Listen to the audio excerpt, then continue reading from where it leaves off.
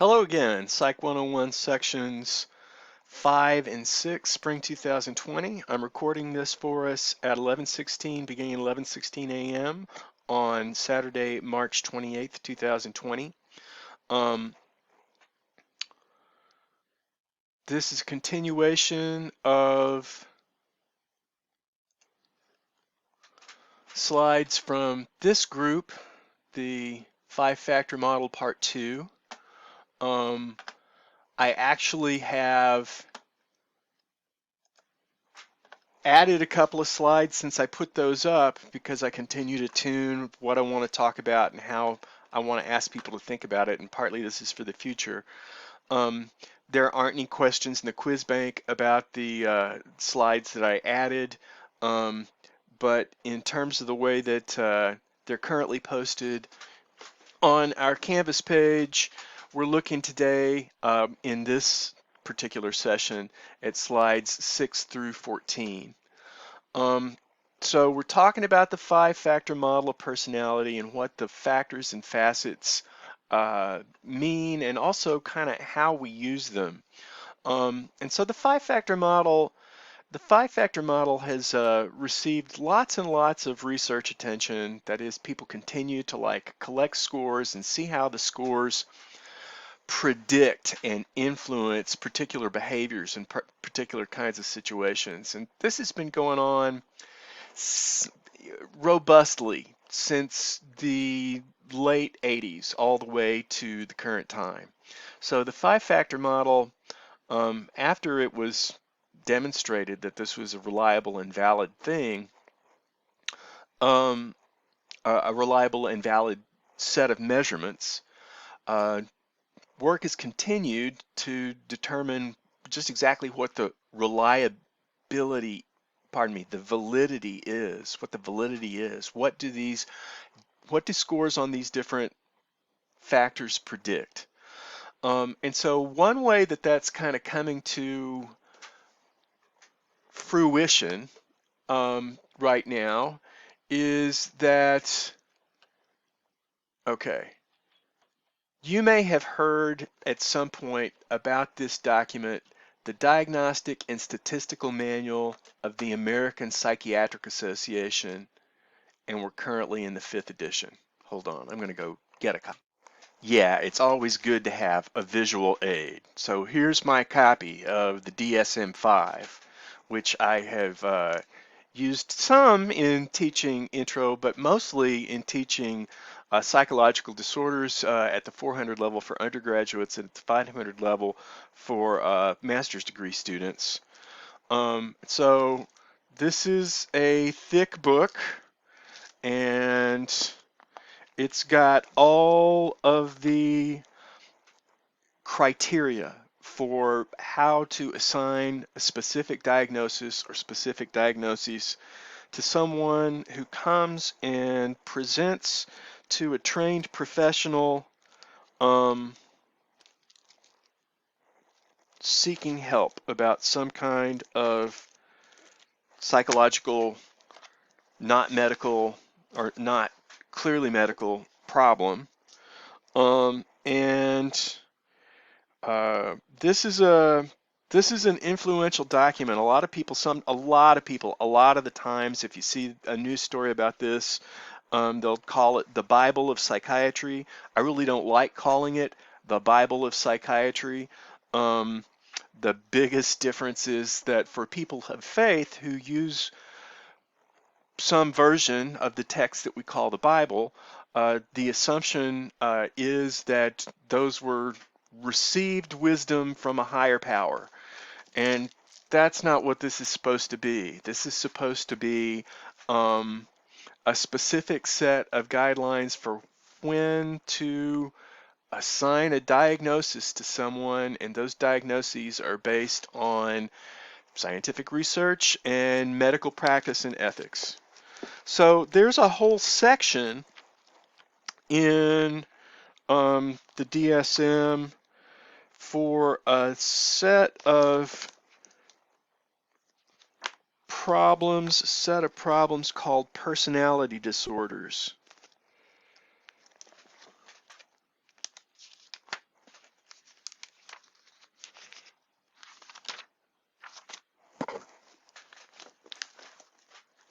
personality disorders section. And basically, when we're talking about personality disorders, we're talking about descriptions of individuals who chronically and consistently behave in ways that prevent them from fully functioning. They don't have another kind of psychological or psychiatric disorder. This is really all about kind of their consistent set of behavioral and emotional reactions. And when we talk about being prevented from fully functioning, the sort of very short answer um, definition of that is that we're able to, if we're physically healthy, that we're able to take care of ourselves and meet our responsibilities and obligations to other people with whom we enter into agreements um, that involve obligations and responsibilities, and to have rewarding relationships with people. Um, the old saw for this is love and work. So this is going to happen slowly as it happens.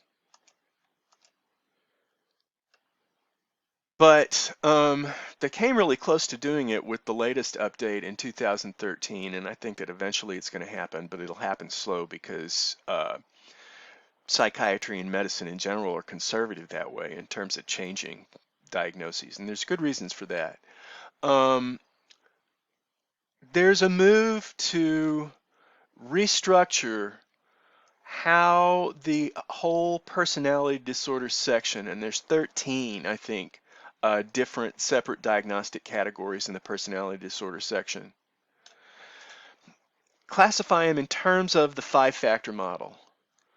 Now, the personality disorders section in the DSM is particularly relevant to forensic psychology, the application of psychological knowledge and research to criminal justice issues.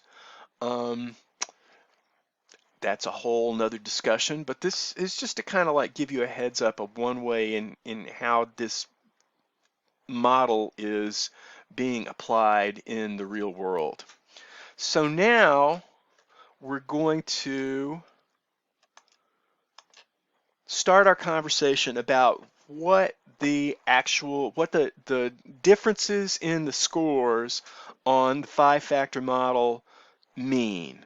What what kind of differences in how people behave, the kinds of things that they prefer, and how they feel and think and react. What do these factors mean? And so the five main factors, and this is the order in which the IP Neo report that if you took the test you've seen, gave them to you. Extroversion, agreeableness, conscientiousness, neuroticism, and openness, specifically openness to experience. So for the rest of this particular recording, we're going to be talking about what I refer to as the big two, extroversion and neuroticism. So in terms of that list of how they're presented in the order of the report, neuroticism comes down here at fourth. But there's a couple of good reasons to talk about extroversion and neuroticism together. So I've got a couple of reasons why I think that these are the biggest two, and this is not original to me per se. Um, and so on this particular slide, there's two really different kinds of reasons to think that these two, well, one way I could say it is like to deserve a little bit more attention, and the other way is like in some ways we know a little bit more about them. Going back to that really brief description that we gave about the statistical process that gave us the five factors. We took a bunch of words out of the dictionary that describe individual differences. We put them on a 1 to 5 scale. We asked a large group of people, how much do these words apply to you? And we asked a large group of people, how much do these words apply to somebody else that you've had a lot of experience with? Um, and then we took all of those responses and sorted them through our statistical procedure called the factor analysis, and it gave us 5 factors. Now, again, we didn't know what they were going to be when we fed all the data into the factor analysis. We let the factor analysis say, based on people's responses, the patterns of people's responses, we think these are the 5 groups. So when you do that particular method, the first factor that comes out of a factor analysis is the strongest, and the second is the second strongest, etc. Um, the first two that come out of the factor analysis for many data sets for analyzing, putting together the 5-factor model are neuroticism and extroversion. Now, one of the things that's interesting about this is that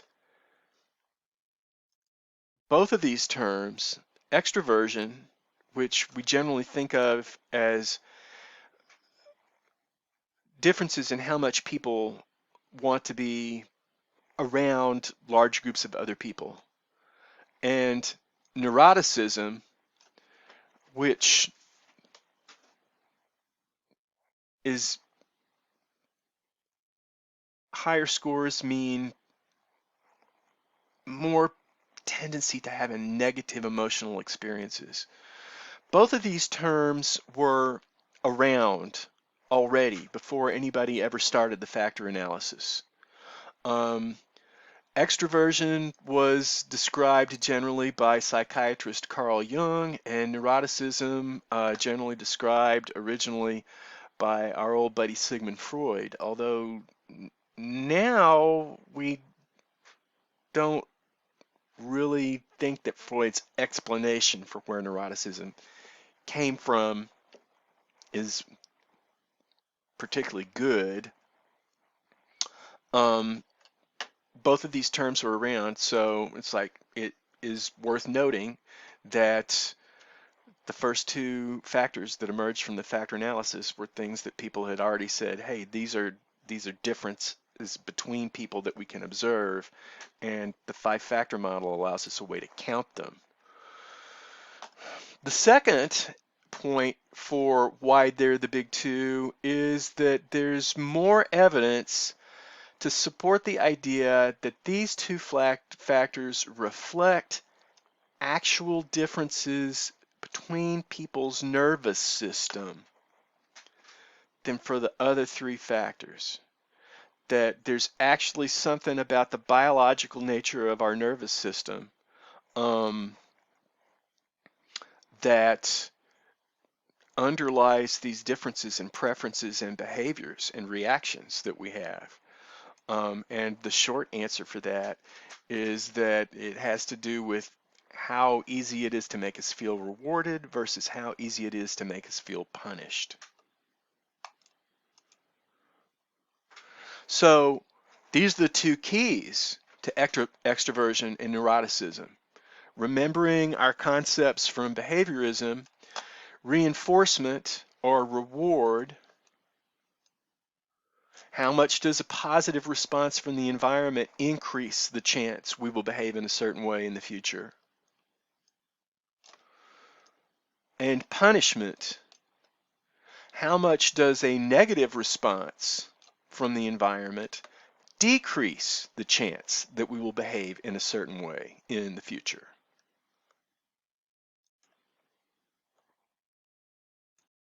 Keep in mind that the behaviorist way of defining positive response from the environment and negative response from the environment isn't really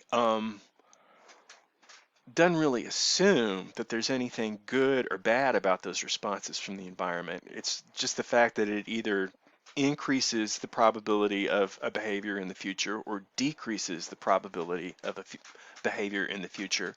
Um, but the rest of this lecture and the next presentation on the 7 basic affects really sort of assumes that positive and negative responses from the environment are based in how we are emotionally reacting to them. We either want more of something or we want less of something.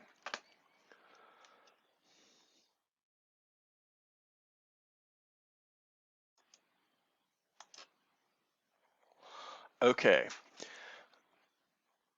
another word we need for background. This is a slide that wasn't in the set that's actually currently up on Canvas. Um, we're going to get to alternative names for neuroticism and extroversion, and both of those names are going to um, assume that we understand exactly what we mean by this word, AFFECT. And the first dictionary definition, I think I used a Webster's, is to produce a change in or to have an effect. And so it's like, this is sort of an alternative spelling or maybe just a slightly different meaning, but we pronounce both of these effect. When we're talking about, when we're using this word in the context of psychology or psychological disorders, what we mean is observable signs of emotional experience in someone else, or it could be the observable signs of emotional experience that we're giving out in an action with somebody. And specifically, usually facial expression and body language. Facial expression and body language. Now, when we get to the next topic in this unit, we're also going to start referring to the particular nervous system activity that's involved in those emotional experiences. So when we're talking about this word in that way, AFFECT, instead of pronouncing it affect, we pronounce it affect. And that difference in pronunciation highlights that we're talking mostly about people's facial expressions and bodily language that gives us some clues about their internal emotional experience.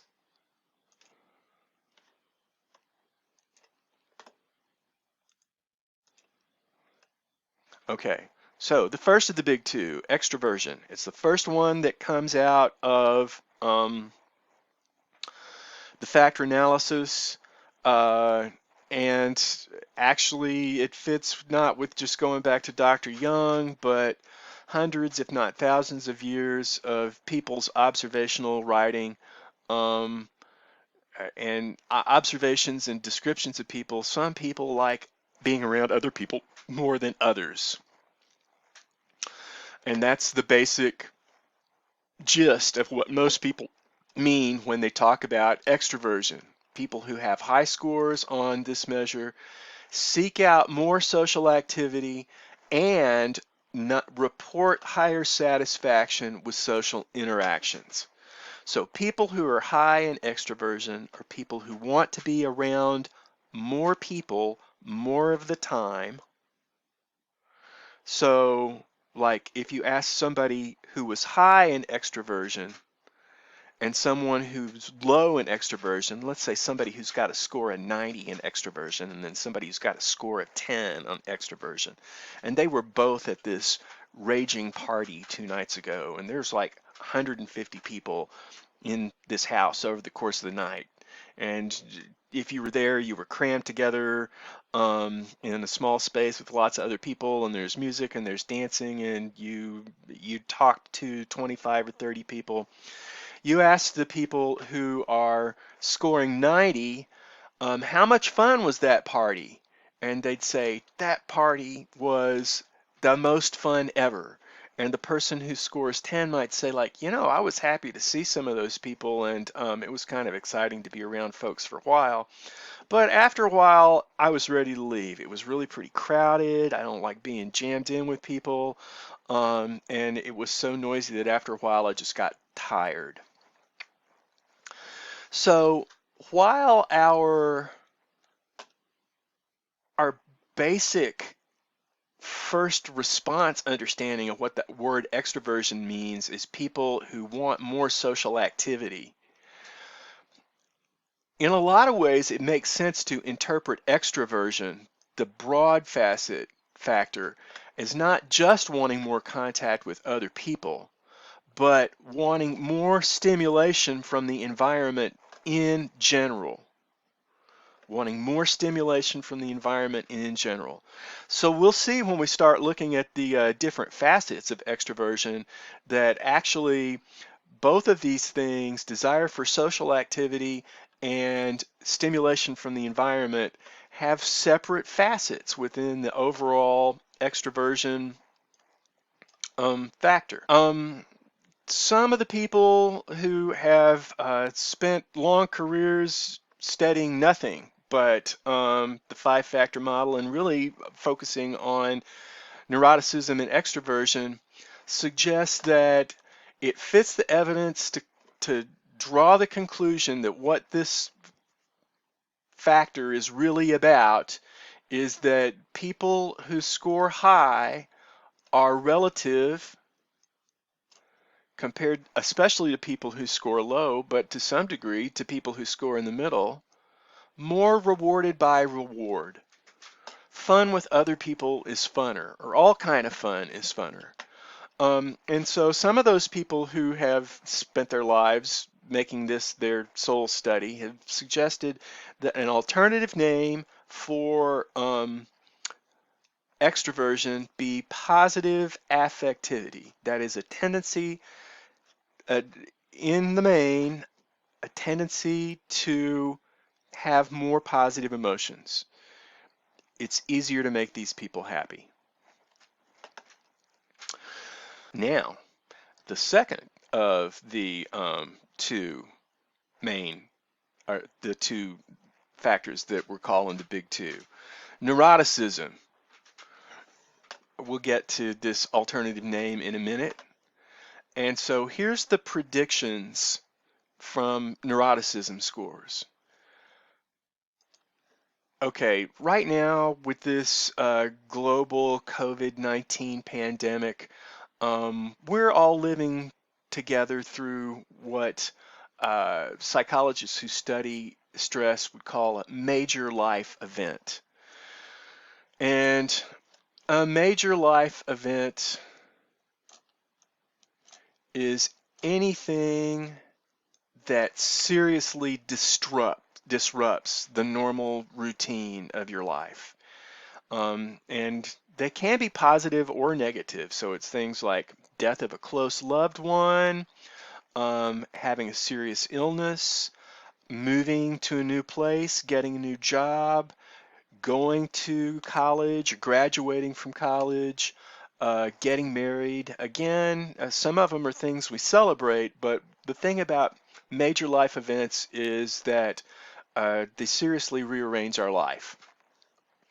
In contrast to that, psychologists who study stress have talked about a category of events called daily life hassles.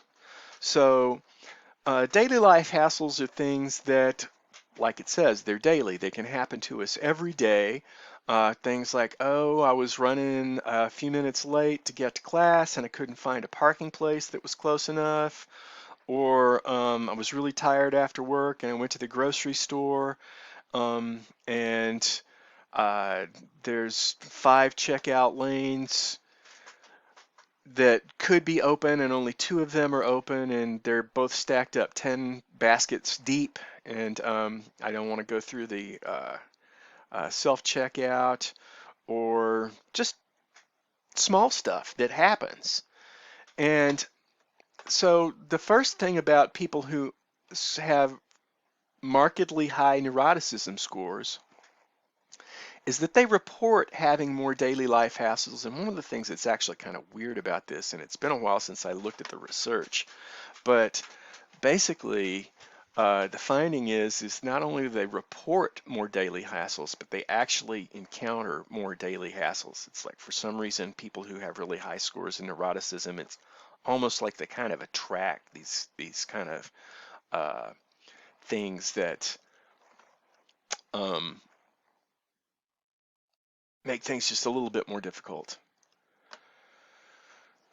They also have greater number of health-related complaints, more depressive attributional style. So one of the things that's sort of different between the extroversion factor and the neuroticism factor is that more than extroversion, high neuroticism sort of involves, okay, what did we say back at the beginning of the semester attributions were? Attributions are explanations for why things happen the way they do. And when we say that people with high neuroticism scores tend to have a more depressive attributional style, it's like that self-talk that we've all got going on, or almost all of us have going on almost all of the time. Um, the story that people tell themselves about themselves and the world they live in kind of keeps them feeling bad.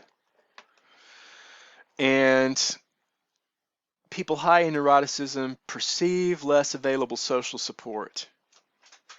Now, that doesn't mean that they actually, if you count the number of people that they could hypothetically call up and ask for help when things got rough, that they actually have a fewer number of people. It's just that they tend to see that group of people as being less supportive than people who have low scores. So one of the things to kind of keep in mind about neuroticism and extroversion is like if we are now saying that, okay, this is high scores on neuroticism um, are are mean that you tend to have more negative emotions more of the time. Um, it's not like neuroticism and extroversion are the two different ends of one line. That's not what it is. Instead, it's more like you've got one line for neuroticism and another line for extroversion. And you can be high or low on how easy it is to make you unhappy. And you can also be high on extroversion or low on extroversion. So you can be easier to make happy or less easy to make happy. Easy to make unhappy, less easy to make unhappy. They're two separate things. Um, so this slide sort of highlights what we just started to talking about, that neuroticism more than extroversion has to do with how people think about things. So another way to describe high neuroticism scores is this overall tendency to experience a wide variety of negative and upsetting emotions, even in the absence of stressors. Now, one of the things that's true about high neuroticism scores is like high neuroticism scores doesn't mean you are qualified for a diagnosis of a disorder. But there are many disorders in the DSM-5 that sort of almost assume that people who get that diagnosis may be higher in neuroticism. So these especially going to be the anxiety disorders and the depressive disorders. Predicts negative self-concept and propensity for self-criticalness. So people who have markedly high scores on neuroticism probably would do themselves a solid by learning to give themselves a break and not think of themselves in negative ways, are more likely to dwell on mistakes and feelings, overthinking things, spending more time in your head, introspection. This is that other definition for introspection, not telling us this glass has this much extension in height and this much roundness. It says like, I'm thinking about the argument that I had with somebody yesterday and trying to figure out a different way to see that it might work out. So that can be useful to do, but it's also possible to overthink. And just in general, people who score high in neuroticism are just more dissatisfied with things the way they are. Okay, so that's the end of this presentation. In the next presentation, we'll look at the last three: agreeableness, conscientiousness, and openness to experience and what they predict.